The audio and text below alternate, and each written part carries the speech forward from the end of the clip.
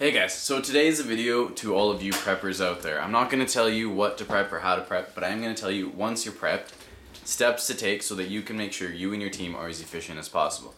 But first, before I mention any of that, I want to know, what do you guys think? Are preppers prepared to deal with the real world as well as they are prepared to deal with any accident or disaster?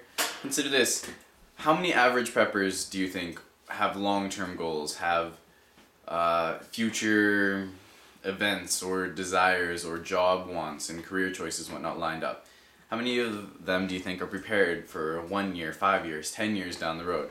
Are they too consumed with just right now? Now, I'm a prepper and I have my own views and everything. I have both views for now and the future, up to 5 years in the future, so. But I want to know what you guys think. Do you think the average prepper is just too all consumed with a disaster or government takeover happening that they forget about what else could be going on if that doesn't happen?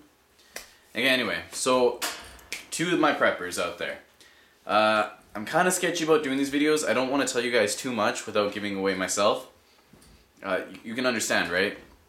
I can't exactly let you in all what I have going on and what I'm doing, but I can give you guys some hints and some tips as to how to make sure your team are efficient.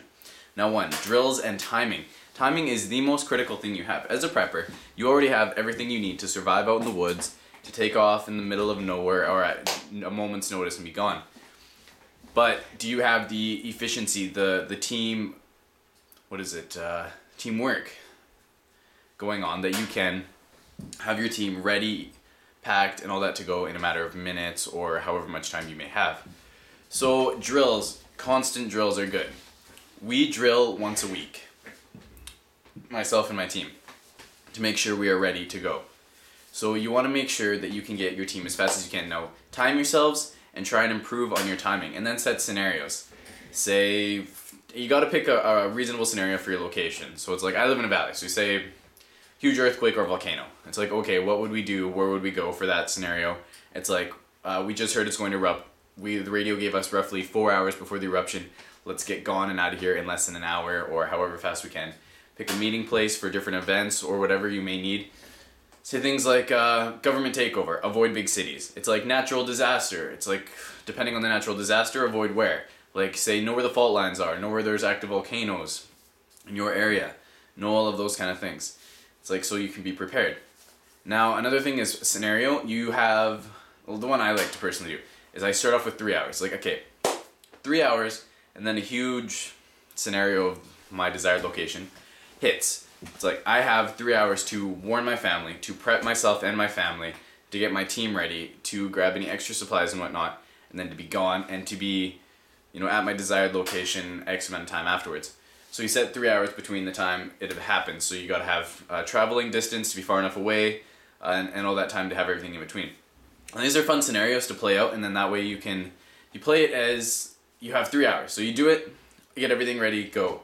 And then you do other ones where you just time yourselves daily and work on your time, see what you can speed up to efficiency. Now with the 3 hour one, I like to start off with 3 hours, and then I cut it down to 2.5 hours, and then I cut it down to 2 hours. And then that helps me, okay, I have 2 hours, what do? I gotta make sure this is here, this is prepared.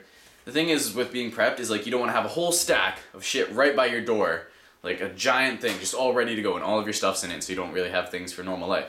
It's like you have lists. Yeah, I have a list. It's steps to take when I gotta get up. So there's things like, grab clothes, food, water, and then grab blankets, and then step 3 is grab candles, and fill up gas and whatnot, all those things.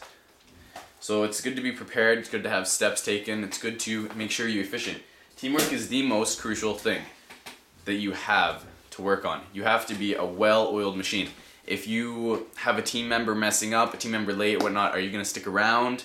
Do you wait for them? Do you try and get a hold of them? Do you take off? What do? Do you have a prior meeting place? These things are key and essential to work on. So have a desired location to meet up all of your team. If you can't meet up your team there, have a fallback location, or a main location that you would fall back, or that you would go to after rendezvous.